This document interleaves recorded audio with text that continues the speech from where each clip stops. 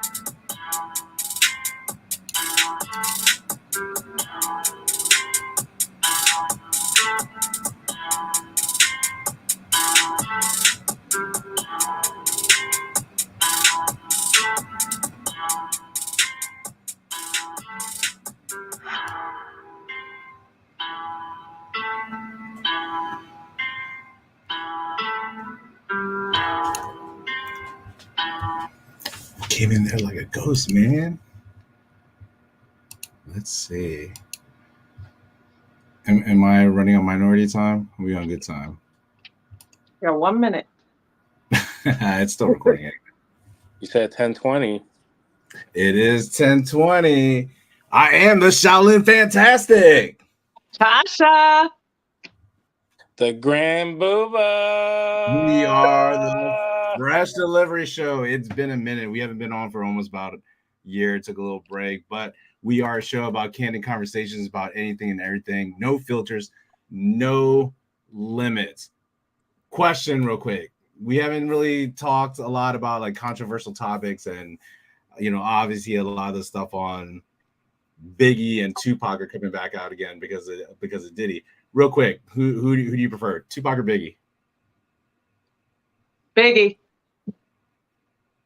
I gotta go with Pac. I don't know, man. No, I It's have a a tough soft spot for call, Biggie though. too. Yeah, Dude, they're both great. Yeah, like they are. They're absolutely geniuses.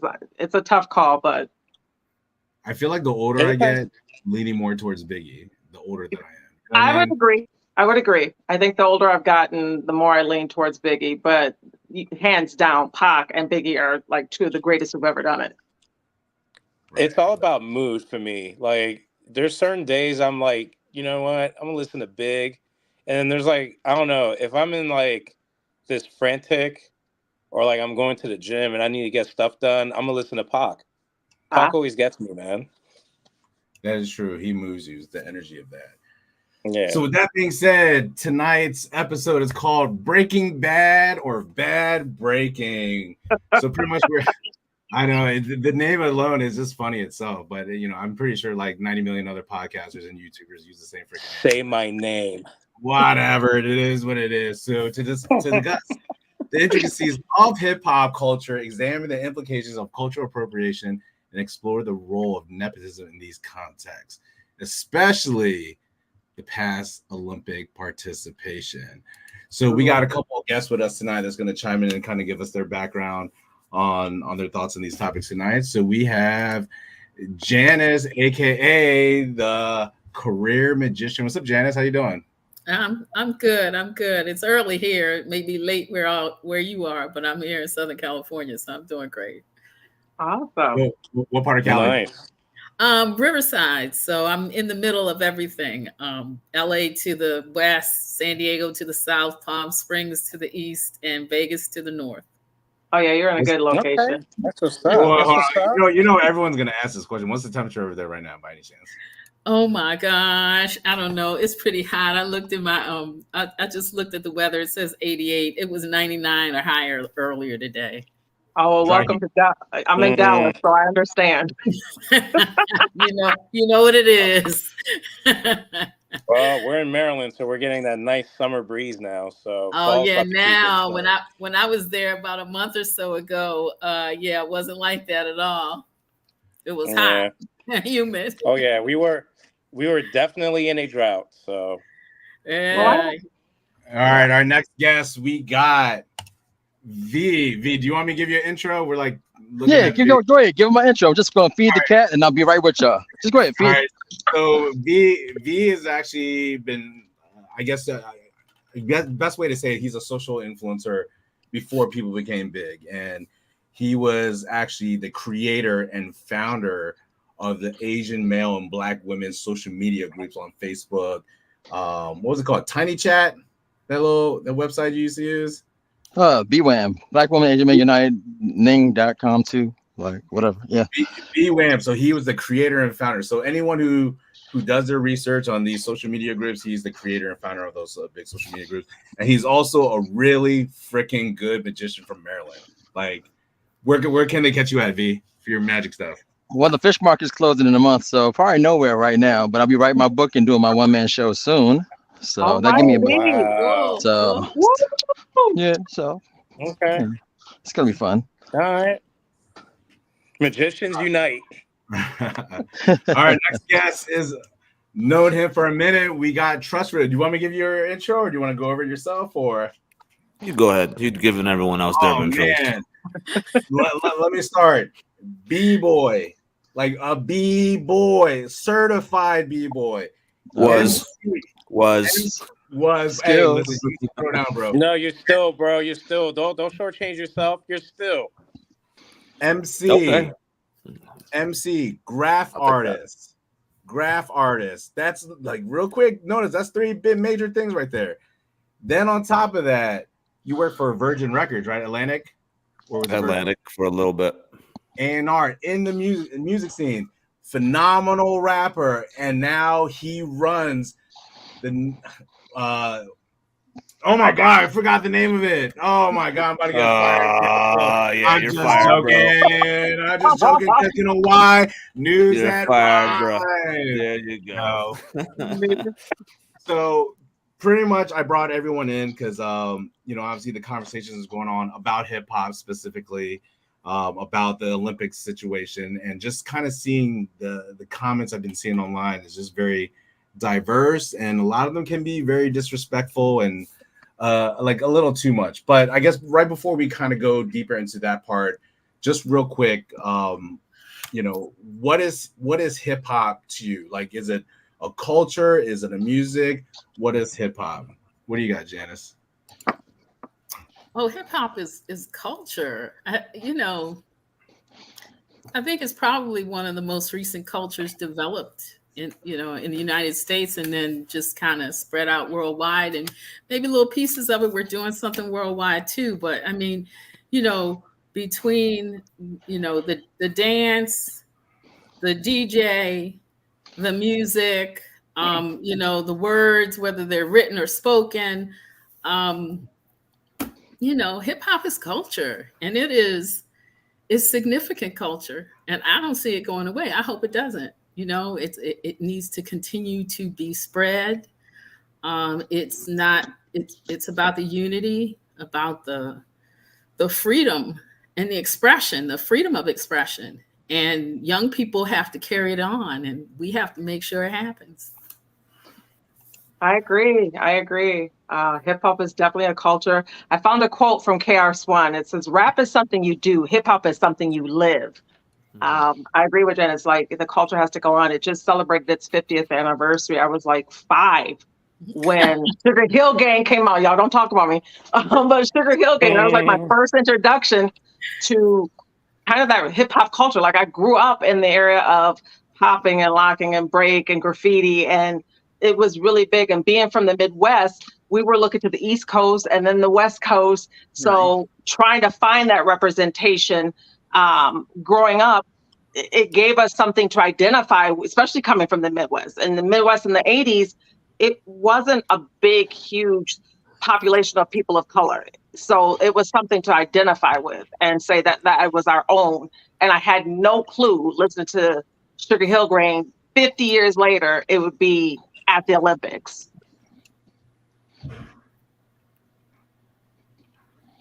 V, what you got on hip hop? I think, just hip hop in general is just something different for everybody. I mean, I think it's changed faces through time, and this is like the Olympics is just a huge example of that. So, like, my side with the sound, the dance, and stuff like that. But now it's like people do take it as a culture. It is the thing that brings people together. It's just identifying culture, but it's purely American. That's one thing I do. So, I mean, but I have my own view on it, but this is something small. I'm cool. That's next. Hip hop is, like you said, culture. Hip hop is a lifestyle. Hip hop to me, it's when I wake up in the morning, what do I want to wear? What statement I want to make? What music am I feeling? Like, hip hop is literally like a love language. Like, hip hop is just poetry in motion. Hip hop is a lot of things, and it really comes down to what it means to you the most. So that's what hip hop is to me. Hip hop is life. That's like my love language. I would have to agree on that. I was basically going to use the same words, and somebody is chewing. I don't know who that is, but I see myself, but somebody is chewing. But hip hop is definitely a culture. It's definitely a lifestyle, because it's what you wear, is how you talk, is how you walk, is what you do. It's who you're around. It's and it determines a lot of things in your life based on all of those things. So just doubling back on what what's his name said. Grand Booba. So, Grand Booba. Sorry, I didn't see the name. so there's a lot of like things going on right now. There's like I'll just name drop whatever. So like Lord Jamar is saying like KRS-One like shouldn't be like the teacher, and like the stuff he's teaching is like not real accurate. I mean, so it's I feel like there's like this like weird divide, and then it goes back into like the key elements of like hip hop. Like, you know, the hip hop elements are DJing, breaking, graffiti, and MCing. But then I'm starting to see a lot more rappers commenting on it and making it seem like that some of the stuff that we're learning or the stuff that you see online or the stuff it's not accurate. Like, do you guys feel that's, I don't know, like, is that credible information, or is it, I mean, he was from that time, you know what I mean? So I mean, what are your thoughts? This is like open, anyone can, you guys can say, just jump in. Not Well, I accurate. think- No. Go ahead, Tosh. No, I'm sorry. I want to get a clear understanding of when you're saying people are coming back saying that it's not accurate. What KRS-One is saying, I want to get an understanding, like how. Like, do you have an example so that we can kind of So, clarify that like, for the audience? So pretty much you're saying like the stuff that we're learning about the like the key elements. Like, I feel like 95% of the people I talk to understand what those key elements are, right? Then you talk to a different demographics of people, they're just saying like, oh, that's the stuff that's like what's the word? I don't want to say whitewash, but like that's kind of like a mainstream version of hip hop. Watered down, maybe. Yeah, like, have you ever heard something like that? I don't think that's the argument here. I think the real argument is we all see culture and hip hop differently. So, like, Grand Booba might see it for one way because he's black. I'm Asian, so my point would have been rebelling against my parents, and that's one way I'll do it. And I'm pretty sure a lot of white kids are the same way, you know. And then we have like back in the KRS-One, you compare him to a rapper like today, like Drake. You know what I'm saying? Like, people, it's laughable how different those people are. But look at the errors and what they use it for. You know, Drake is fame and money and stuff like that. KRS has wisdom and stuff when you hear him rap. So everyone's usage of hip hop is different. And that's what makes it a culture. Everyone brings their own spot to it, and it all comes together. And we just have some agreement on what it is, but it doesn't have to be total agreement. So that's what I'm saying. What are your thoughts, Booba? I don't know. I just feel like Lord Jamar is like any other old ancient rapper that wants to be relevant and wants to say stuff just to upset the OGs. That's real. You know, so that way, so that you can just give more clout to what you're saying. But when it comes down to it, it's his opinion. It's however he feels about hip hop. I mean, I'm not going to sit there and pretend that, oh yeah, you know, I know everything there is. But at the same time, it's like, I trust the OGs. At the end of the day, they came before us and they know more about hip hop than any other rapper or so-called OG out there. So, I mean, isn't Lord Jamar somewhat of an OG if you were going to compare him to KRS-One? I mean, they're kind of from the same era, right? Like brand new. They're the same era, but I just feel like Lord Jamar is coming from a hater point of view. I don't know, like.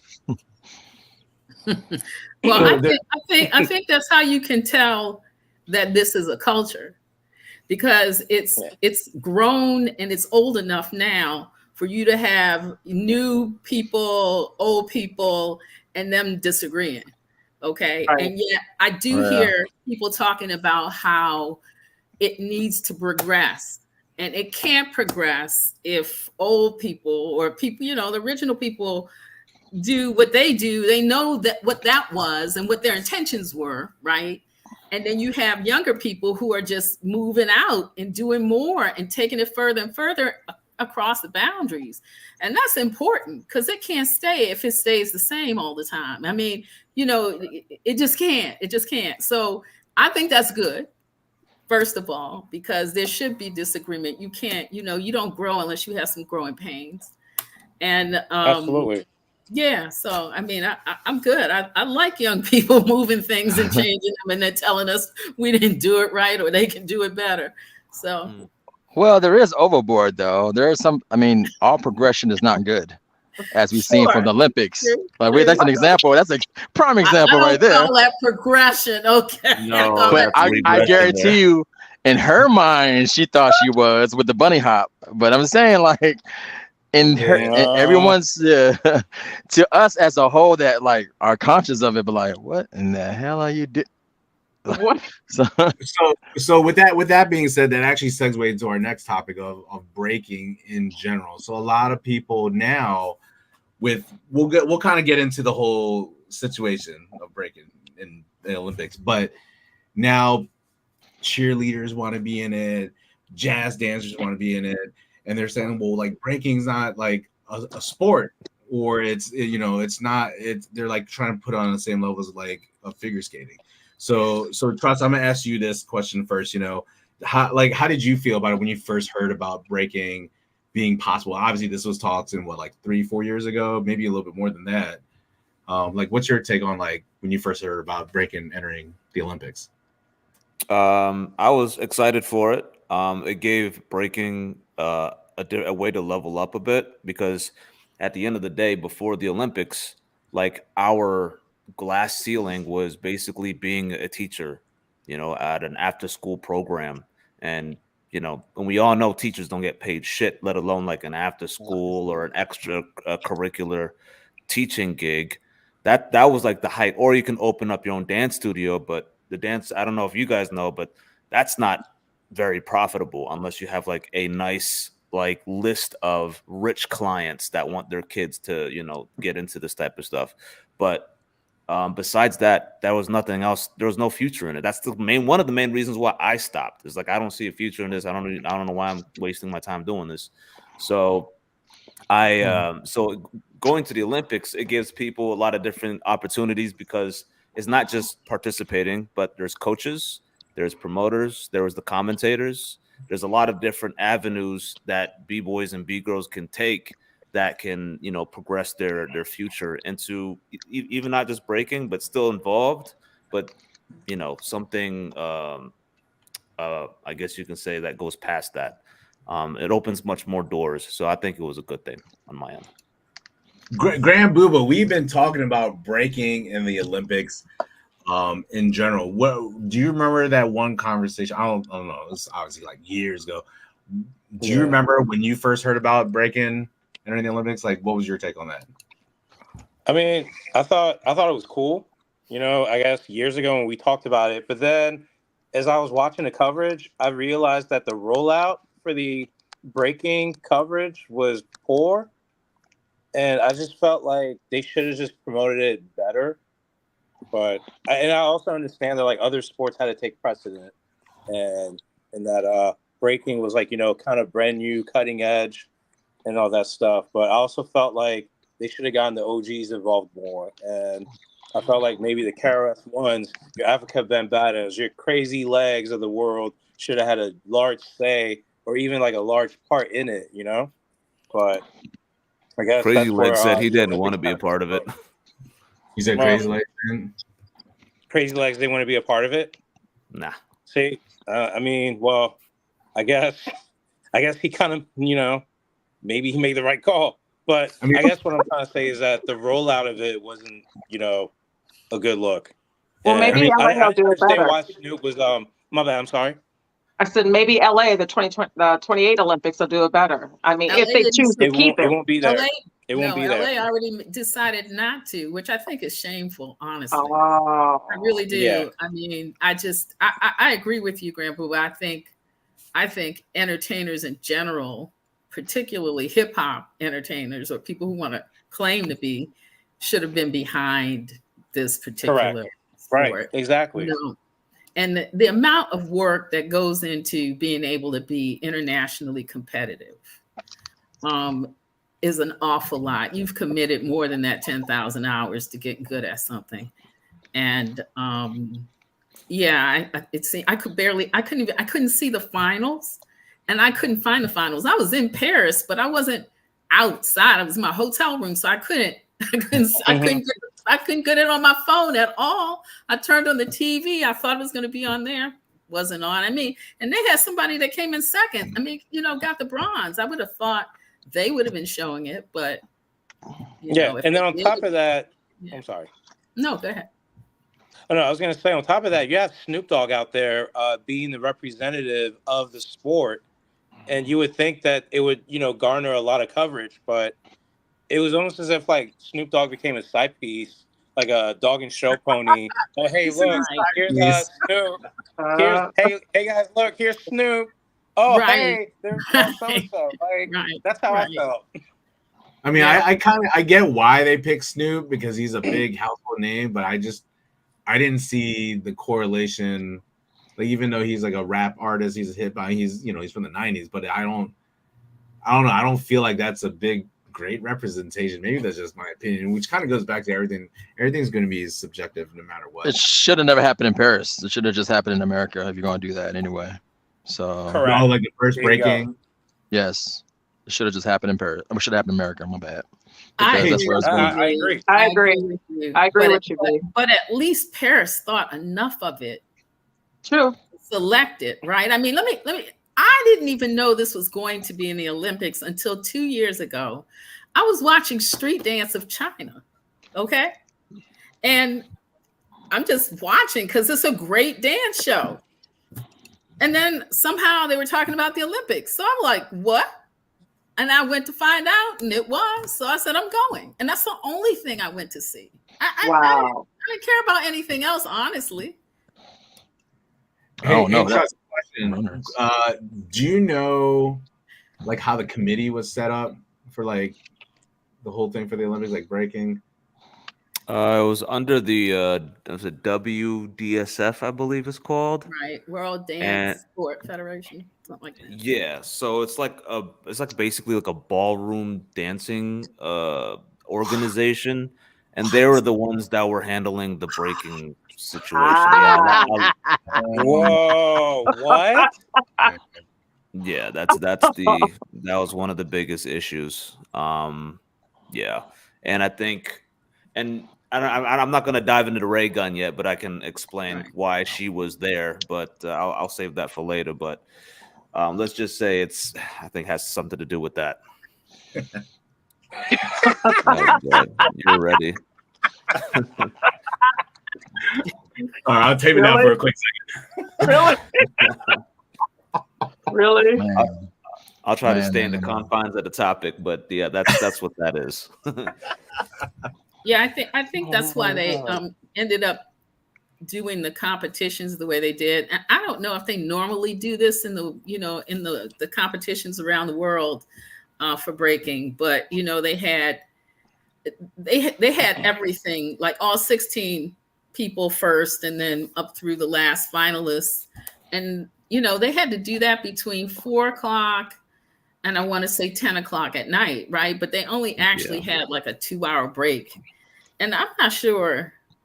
I don't know. No. I mean, it's one thing if you're running the 100 or the 200 and you run the semis and the finals, but this is a whole different level of athleticism. And you would never have the floor exercises in gymnastics on the same, the semis the same day as the finals or whatever, right? They space stuff out. It's like total disrespect from my perspective. I'm gonna say something about that, and I completely agree with that because we don't do round robins at jams, right, or battles. Right. We don't do that. It's like if there's like 64 dancers, they will all go do one round, basically the prelims, and then the judges will pick like the top 16 or top 8, depending on the size of the jam. Now, typically you go, you do top 16, you do one round, top to the top 8, that's another 2 rounds, and then a semifinals, another 2 rounds, and then finals, maybe 3 rounds. So at the end of the day, at a decent sized jam, you might go through like 10 rounds. Now in the Olympics, if you went from the beginning to the end, all the way up to the finals, you have done 15 rounds. Now I'm not like taking anything away from the dancers on the Olympics. I'm sure they can handle it, and they did. But the fact that they stretched it out so much, you're spreading the dancers of their energy and their move vocabulary much thinner. And then it takes away a bit of the spectacle because these dancers now have to play a little bit more safe and conservative with their moves and their energy. And it takes a little bit away from it, and I feel like they should have condensed the battles a little bit more. And for some reason they stretched it out to basically 2 events. I didn't know this. I was there too. Was I paid for the men's battles thinking I was going to watch the whole thing, but I right. only got to see the round robins. They kicked everyone out, Oh yeah, and then yeah, you had to get another set of tickets to see the rest of it, basically the top 8. And I right. thought that was whack. Oh, that's bull Yo, jive. Wow, Well, I knew it that's was yo, crazy. I knew it was 2 different events. So I said I'm going to go to the semis, right? Because or whatever they want to call it, because I would see all 16. And then I figured out of that I would think, oh, I think these people are going to be medalists, right? Which I thought Phil Wizard and Shigekix would, be medalists, and Phil won and Shigekix fought with Victor, but I thought what Trish said was so insightful about the move vocabulary, and then you have so many that you had to spread it out, and that is so you would never, a normal layman like me would never think about that at all. You know what I'm Right. saying? But that is like really key and It is. competitive. I mean, I used to compete in a lot of other things, but I would never thought about that. That's Oh, really yeah. insightful, bro. Really Well, insightful. and other Olympians don't have to go through that, right? Because anybody No. else Yeah. with music, No. first of all, they pick the music, and then they Mhm. pick the routine to the music, and whatever they have in whatever required elements if they need them, and then they can do whatever else they want. But here, every round, every time you got on the stage, the floor, you could not do a sequence you had previously done. So, I mean, after 8 times, what are you going to do? 9 What do you got times? left? How do you keep doing it? I mean, trust, I don't know if it's like this, internationally anyway, but this just seemed like some serious levels of difficulty. I mean, breakers are used to having the music just come on and do their thing, right? Because that's the way it is. But that whole thing about, you can't have that same sequence and certain moves and whatever. And I don't even know how you remember that. I don't know how judges would remember that. Yeah, I mean, they mark it, and it is a thing. Like it's just how it is. That's how you earn your points. You don't repeat. Okay. You you be original, whatever, execution, everything. It's like Don't it's pretty much like copy, any. fight. Yeah, you can't. Well, the copying thing is different because like a lot of moves have become more generic, right? Like somebody created the air flare and then everyone started doing air flares. Someone created the air chair and then now everyone's starting to do the air chair. So it's like Sure. it's difficult to see what's biting and what's not. As long as you add your own little twist to it. But another thing I wanted to add to that aspect of breaking is that no one else in like the gymnastics or anything, they don't have to do their sets or their performances like 15 times. Right. They do it like 2 or Yes. 3, I think maybe. And plus Yeah. they also have their teammates who do their own rounds as well. Mhm. And then the points accumulate from that. It's like, I don't know why we got to go through this round robin of like every breaker has to battle every breaker and then, accumulate the points. We can just do the prelims like we do at regular battles. Basically, Right. everyone battles. The reason why they do the round robins is because if you go against a certain dancer that might have strengths that conquer your weaknesses, then it may not be fair as a lineup. But in the prelims and most jams, everyone you'll battle certain people. You'll battle, somebody, and then the judges will keep the top 16 or top 8, meaning the person you battled, both you and that person can both still make it past prelims. So you're not necessarily, it doesn't matter who you're battling. You just have to prove like you are worthy of going to the next round. So it would have been easier, more simpler, and I felt like dances would have had that freedom to be more dynamic and maybe overshadow the Australian stuff that overshadowed them, So that I just had to make that point. It's like other things that have to do that. I saw something happen here, and you were there. So I have never been or I've never seen, I used to watch Olympics on TV. I've never seen people boo in a stadium. And they did that Ooh, with yeah. Hero and Victor. What did you think about that? Okay, so I can break that down for you, how I would judge it too. So Hero 10, he did the craziest set, right? It was just amazing. You know, it takes a Yes. lot of athleticism and a lot of skill to do what he did. But he didn't hit the points that you Mm, were being judged on. He Okay. didn't dance. He didn't top rock. He did no footwork. He All did. he You're did right. was extreme power. Victor, he came in and he played the points. It was equivalent to a Mayweather fight. He didn't mm, go for the knockout. He went for the points. And it Right. looked a little more boring, less entertaining, I guess, compared to Hero's set. But he Right. was more controlled. He was smooth. He hit points. He hit the music. He Okay. danced. He did his moves on beat. And that's what got him the win. Okay. All right. So, can you guys still hear me? Uh-huh. Yes. yeah. No. Oh, You my mic is can. off. So, speaking of music, shout out to Baltimore, Maryland's own, also b-boy mate to Trust Real DJ Flegg, who is actually the DJ in Paris. So, shout out to DJ Flegg. So, Shut up, Blake. All right. so with everything being said, you know, obviously this is the part that everyone wants to discuss. This is the topic of the last 2 weeks. However, people are trying to say, well, breaking is just a bunch of gymnastic moves, right? And some people are saying like it's not like a real dance. And then now you have, what was the federation called? That's such a long acronym for that. WDSF or something like that. W. WD-40. I don't know. What would dancers do? That sounds like an anti-government agency. It's like the World Dance Sport Federation or something like that.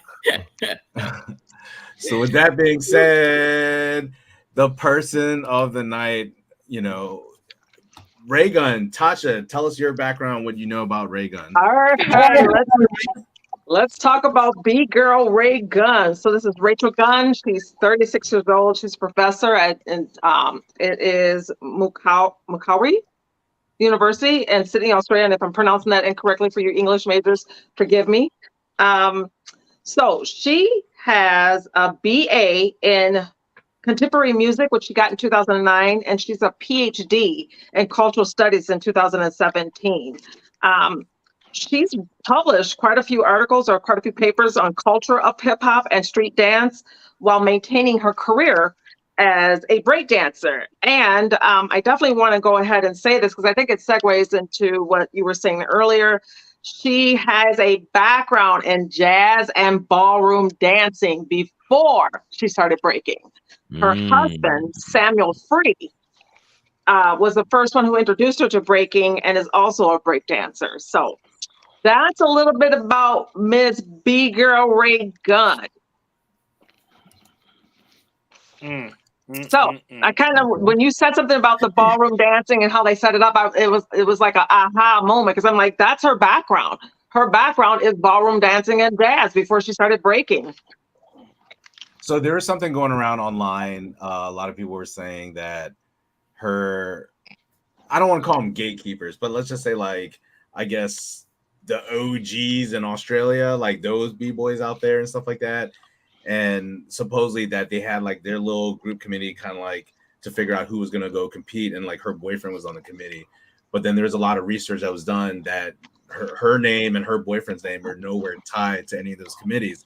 So the question is like, I mean, obviously I don't know if you guys know, but like, do you think there's like a big, like, breaking scene for girls, especially in our area, in the DC, Maryland, Virginia area, is not even that big.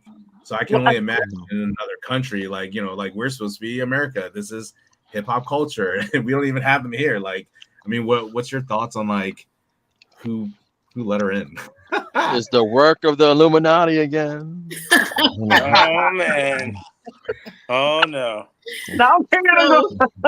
It sounded like from everybody that's writing anything that she went through the competition and got in that way, right? The Australian, and it's not even called Australia, but in that region. But from my perspective, she claims to have been competing in breaking since before 2016, which Yeah, is when the paper I read where she talks about, when she was competing and she's talking about the burning and all this other stuff. So if that really is the case, I don't understand. I don't understand why she wasn't somewhere in the vicinity of her male counterpart who was participating. Hold on, Janice. Hold on. If I play basketball at Dave and Buster's, does that make me a ball player? No, not at all. Not at all. But Okay. her claims are that she has been competing for at least 9 or 10 years. Okay. Before that, she said she started competing at breaking when she was 20. So that'd make it 16 years because she's 36. 16 years, right. So Who the hell she was competing against? Bugs Bunny? What the what's going I on? don't know, but she was obviously in competitions with other women and with men sometimes. And that's part of her studies. Part of her studies is looking at hip hop culture and the gender differences for women being represented in hip hop. If I'm understanding it correctly based on my research, yes, so absolutely. that's part of her studies. Like, so to come and represent women and B girls in hip hop with this, I don't know. I don't know. So the thing is that everyone's been saying is that the Oceania, I think that's how you pronounce it, basically Australia, New Zealand, and then a bunch of the surrounding islands, they don't have a strong scene. So that's the reason why she won, apparently. So she beat like this small, like it wasn't even enough to fill like a full roster of B girls. So it was a very small and not challenging group of dancers. And here's another thing about what you said. She could have danced for 16 years, but iron sharpens iron, right? And if you guys are kind of like not that great and you guys keep training together, your progression it's like recycle plastic versus recycle plastic. Exactly. So it's like not gonna really go anywhere. You're not gonna really push yourself to get that much better. Because I was dancing with I used to train with guys who were really good. And like that would push me to get better. Not the videos I would watch. It would be the people I'm training with. It's like, oh, my crewmate's getting better, or this guy in my area is getting better. I gotta get better too. So I think that might have been one of the contributing factors of why she hasn't. She seems that she's just been dancing for 8 to 9 months versus 10 to 16 years, like you guys has claimed. I don't know anything about her. I didn't do no research on her. But to hit another point real quick is a lot of people think she was doing a lot of dumb shit, a lot of just weirdo moves. But to be fair to her, she was doing valid moves that you would see in jams. I guess she was just a little clunky, or she just couldn't smooth out the moves, or was she's not that level. Yeah. Yes, it's not at that level, but a very seasoned breaker would be able to like do some of those moves and make it look doper or anything like or stuff. Okay, hold on. 2 things real quick for you. Hold on. One, your B-boy crew, all y'all are nasty. His crew is called Lions On. Everyone's nasty. They're like, they can kill people 1-on-1. They can do 2-on-2s. They can do the whole crew. They're nasty. They've been around for a minute. One. Number two, so if the scene wasn't as big, right, and we seen the male that represent Australia, he was pretty dope. He was a powerhead, right, and he was doing like a lot of power moves. But isn't there someone over there could just be like, girl, you might just want to sit this one out? Like, we might want to take an L for the women's and just focus on the men. Like, no. So here's the thing about that, and it's tough because when it comes to hip hop, right, it's all about self-expression, coming out, representing, being creative, being original, just doing you. She came in there with that attitude, but what she failed to see was the bigger picture, which is, since this is our first time, maybe even our last as a community, like, you got to come in there repping right. And you went in there thinking about only yourself, thinking that like, oh, I'm just going to do. She even said it. There's like a whole quote. She's like, I know I'm not going to win. I got it. You got it? Yeah. So Forbes magazine 810. It says she herself told reporters, "I was never going to beat these girls on what they do best, the dynamic and the power moves. So I wanted to move differently, be artistic and creative, because how many chances do you get in a lifetime to be on an international stage?" She definitely did that. And Yep, that that's was true. and when she said that, that was all about her. Right, It was right. not about the community. If it was me, even at my prime, I know I wouldn't be able to do like this certain things that these guys would do. I would step down. Me Humble personally. pie. Come on, bro. No, You're killing dude. it. At my prime, like see, I'm at battles, yeah, I'll battle. I'll battle at jams. But at the Olympics, it's a different standard that you have to have. It's not just creative, it's not just art like she did. It actually is athletics. It's the Olympics. The Yes. Olympics, I think that the quote is like higher, faster, stronger, or something like that. Yeah. That's what she did. Not everything that she did had nothing to do with any of that. She I was felt just like all like creative and So whatever. she got Olympics is in not there. creative. So she got in there fair and square. Then there was no nepotism whatsoever in that. Maybe a Well, little they bit. said her husband was doing some judging, but again, I don't know. I thought you guys said that was debunked. So, I mean, if her husband had something to do with it, isn't that clearly nepotism? But hey, what do I know? Yes. well, the Yes. claims from the AOC is that there was no one there. I mean, they put out like 13 points about about her in particular. Well, You know, I do got a quote from the IOC. So whenever you guys want to hear that. oh, okay. Go So from the IOC versus the Australian Olympic Committee, right? Mm-hmm. So, yeah, the Australian Olympic Committee, I mean, they had like 13 points. I don't know what it was, but saying things like, you know, no one she knew was involved. They even named some chef that must be somebody she knew that wasn't involved in any decision making, you know. But I mean, the bottom line is it's the Olympics. And Right. even though I only went to see Breaking, and I haven't been looking at the Olympics for I don't know how long. I still understand that this is something for people who are world class. Yeah. Yes. And she was insulting to her entire team and every other person who made it and all those people that didn't make it that were world Absolutely. class. Right? Because if you're world class, it's just whether or not you made your A game was happening on the day you had to get into the finals or whatever it was, right? To make the cut. So she wasn't anywhere near that. And for them to let her do that, you know, is insulting to their whole country. They should all feel like that, really. And furthermore, I think there's some, I don't care. I think there's like some white woman privilege that she just took up into the Olympics because she could. And she didn't care about, you know, all the crap she writes about in terms of her papers and what she thinks of hip hop and particularly breaking, because that's what she's talking about. Mm-hmm. She doesn't understand crap. Nothing. Because she took this as, let me take Australia's, you know, we're funny, we're whatever here. And she did not care at all about the fact that there are thousands and thousands of people all around the world killing themselves every day to be the best so they can get up and say they are. And she brought herself up in there in her little jumpsuit and acted like a kangaroo. And so she got pushed off the stage. That would be good for me. I mean, at least it was Hey, the Mighty. animal. But real quick, we got a special guest in the house.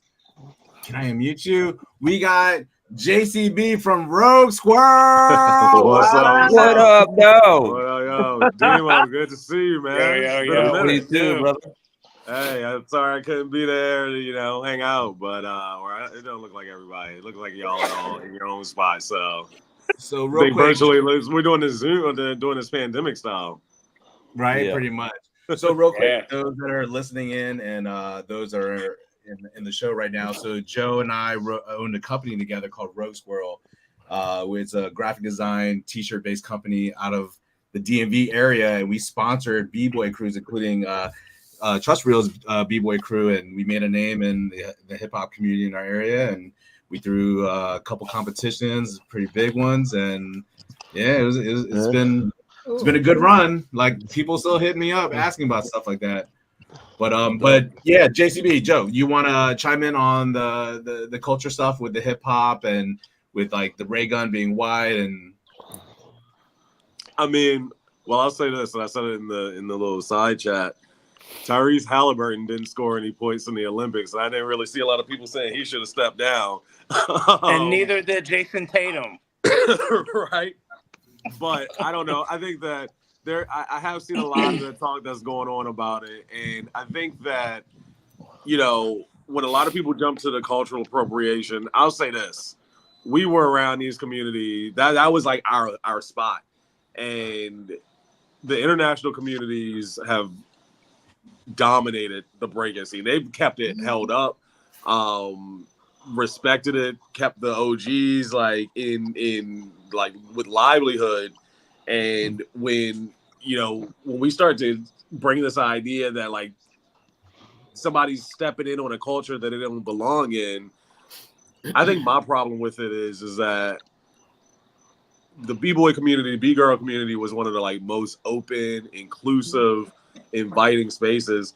And subjectively, yeah, you might not like something, but the fact that anybody was willing to get up there and try it, do it, was the thing that you respected.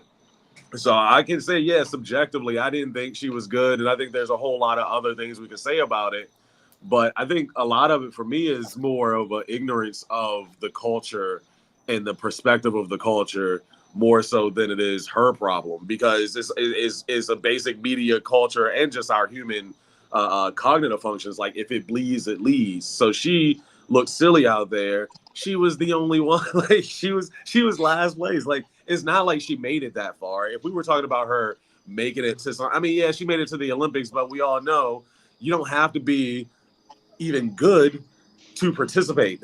Like, you know what I mean? Like You can LeBron just get James' in there. son. Like, yeah, right. Cool Runnings was a movie for a reason.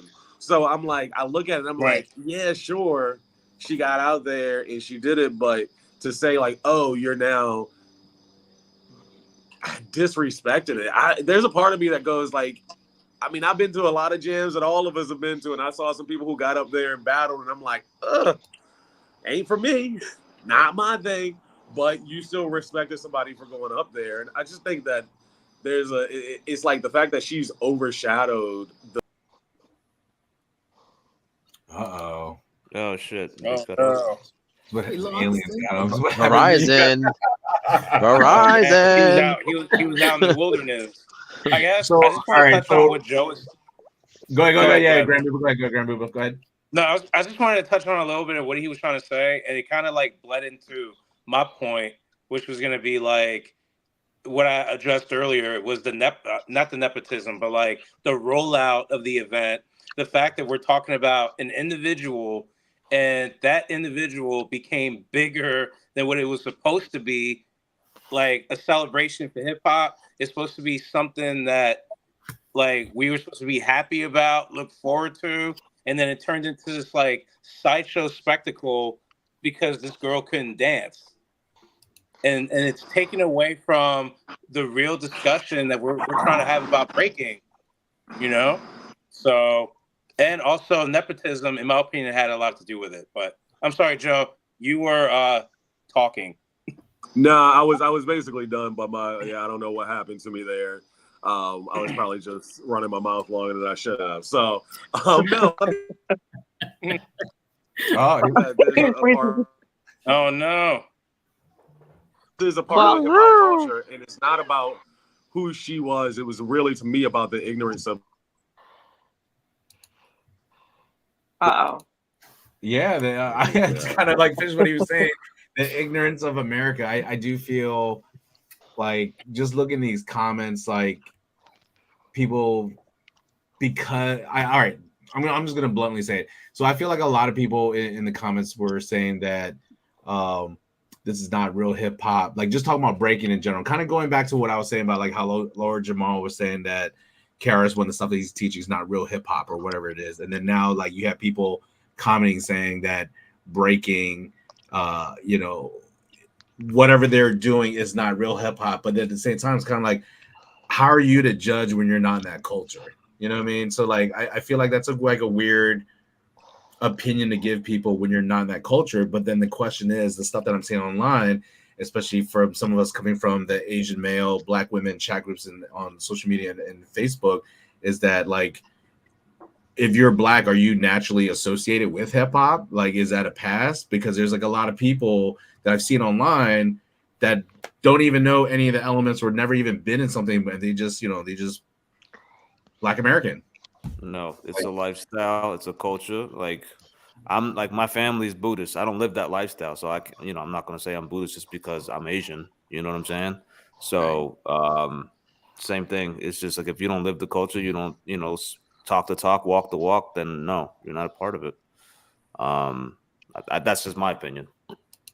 Well, I want to just chime in because I know we talked a lot about the culture and things of that nature, but I wanted to give you all the quote that the IOC said in their own words. Again, this is from the Forbes article from August 10th by the commentary is Jason Poo, who's also a B-boy who wrote this. But he said the Olympic Games, so this is what the IOC said, the Olympic Games are the world's most powerful symbol of unity of all diversity. The Olympics included diverse participants from almost every part of the world, which naturally leads to situations where certain athletes are outclassed by others. No country excels. It goes on every single part of the sport. And in the breaking case, Australia is simply not as competitive. And I think that it should be more like football like NFL or the NBA, where like there's a scout that follows you, watches your practices, watches you train, watches you battle, and then see if you're fit to actually get on that stage and be a part of the team. Not just like winning a competition, because you could have won a competition by chance, and I think that's already been proven. Like she could have gone against. Everyone's saying that she beat this dancer named Holy Molly, something like that, and she could have had a bad day. She could have like slipped. She could have been injured, and because of that, somebody that was not really fit for the Olympic stage got on there and did what she did. And there needs to be a vetting system, I think, for something like this. Yes, like Joe said, or Jay said, he's like, anyone should participate in the jams. Absolutely, that's a more cultural thing. That's a thing that's more open and inclusive. Perfectly fine. But when it comes to the Olympics, this is a competition. This is an official thing. Right. This is not like we can't like put two. It's a give and take, because we're entering into the Olympic space. Right, it's like right. The Olympics isn't going into ours. You know what I'm saying? So like when we go, we got to kind of play the game, little give and take. Yes, we got to battle a certain way, but yeah, we'll play at your rules at the same time too. Right. So what was the real reason why they're not bringing it to LA? I from what I was told from somebody who's in there in behind the scenes, it's because Breaking didn't pull enough ad revenue. So it didn't bring a lot of money, and also it took a lot of money to clear the songs that were played. There was about 390 songs they had to pay to clear. Oh wow! Oh yeah. I mean, that makes sense. So it was expensive, and it didn't make any ad revenue. So what if, as a result of this, it brings the ad revenue and gets the Olympics back in? Is Ray Gun now a hero? More like a martyr. More like a martyr, though. Not martyr. She fell on a sword. I don't know. She fell. She didn't fall on a sword. It seems like it. She committed harikari. Well, look, she's benefiting. She is financially benefiting from all of this. And I don't know. I don't know how calculated it was, but it had to be calculated, because you had to decide what kind of things were you going to do when you got out there and what was going to look like. I mean, did you practice before you left home? Did you compete with anybody to see? I felt bad for, the people she was competing against, because It's almost like tennis. I mean, I had, kids go through tennis, and you're a power hitter, and you come up to people who lob and shit. Excuse me, and then you just like you play tough, they put you off the game. I think that's that was a problem. All right.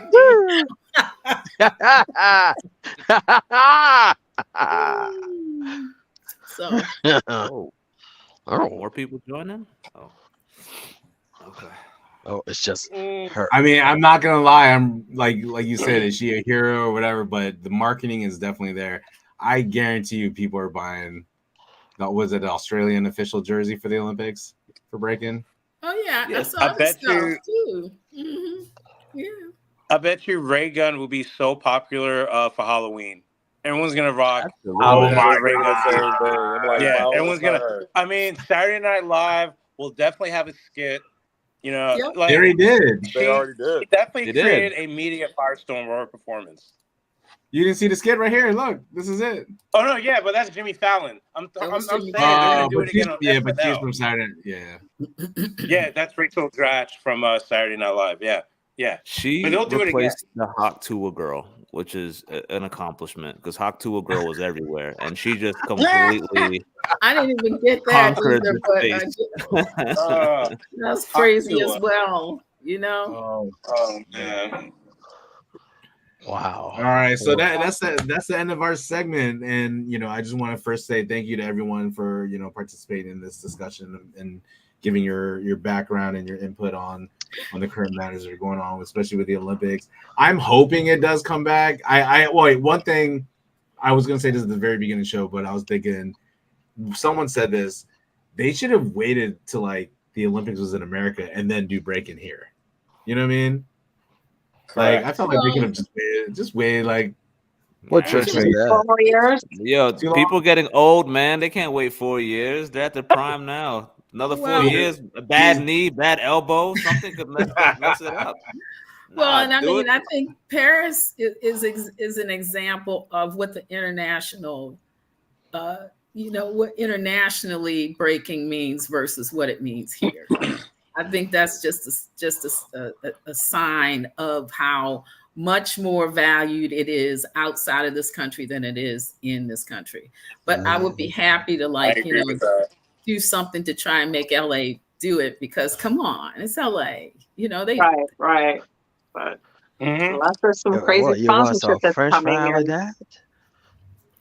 and some way to market it. Before we wrap up, I got a question for y'all. Like we're just gonna go one by one. Just give me a name, however you want to take it. Tasha, you're gonna go first. You ready? Or here's a question for everyone. As soon as I click your picture on the screen, you're gonna just say it. You ready? No. Mariah Carey or Whitney? You're wrong for even asking me that. I can't even answer. Next. I'll go Whitney. Whitney.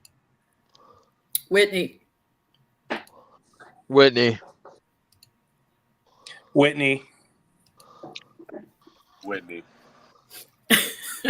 I'll be honest. I don't think so. All right. Here's my little. I feel like Mariah has more of a range of, like, singing, but when I feel like Whitney moves people. I that's why I said it's a hard call for me. I've had the Bodyguard theme song stuck in my head for like the last week. Well, yeah, they both have timeless songs, but the thing I was thinking about was how they created verses. Like if you took their two or their just top 5 main songs go up against each other, Whitney dominates hands down. But then if you take Mariah and put her up against someone else, Mariah's probably winning. So, I don't know if they wrote. If you take Whitney Houston's national anthem at the the Super Bowl versus Mariah Carey's All-Star game, enough said. I didn't even see the All-Star game. I seen it on Whitney. Whitney, her national anthem was iconic. But I think the same thing. Like when you said Mariah Carey, I'm thinking of Mariah's range, but Whitney's. That's why I said that's a tough one for me. Yeah. All right, so that's the end of our segment. So if you guys want to give yourself a quick shout out, a little quick plug, you can say what you want, little quote for somebody else, where they can find you. Trust, we'll start with you. Quick shout out to myself. Yeah, just trust_real on Instagram. Thanks for having me on.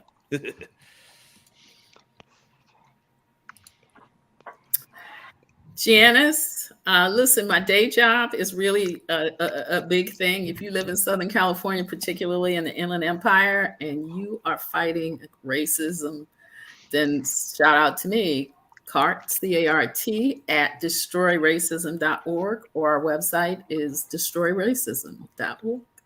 Love it, Janice. I'm V. You'll see me around. It's not on your IG page because you do magic on your page, and your magic's really good, dude. I don't need to. Don't worry about it. You'll see me another way. I'm good. I love it. Hey, what's up? JCB, Joseph Carter Brown. Check out impactoutlook.org. Working with creative people to build ethical frameworks so that we stop building stuff that's only about making money, but is hopefully about building humanity. So that type of stuff is interesting to anybody. Check out impactoutlook.org and get involved with the resources that we're trying to build out here. Okay. Nice. Hey, I have to end on this. You're gonna laugh your ass off. Someone just texted me this while we're on the show. You ready to hear this? Sure. Why did B-Girl Ray Gun bring a ladder to the dance party? I don't know why. Why did B-Girl Ray Gun bring a ladder to the dance party? I don't know why. Because Gotta she wanted step to up. reach new heights with her moves. Like so corny. Oh! You just wanted to what? Zing! She wanted to reach new heights with her moves. Well, she did. Corny. Wow. Dad Wow. joke. Wow. On that Wow. note, we're Wow. done, y'all. Have a good night, y'all. Peace. Have a good Peace. night. Thank you for being on. Peace. Peace. Peace.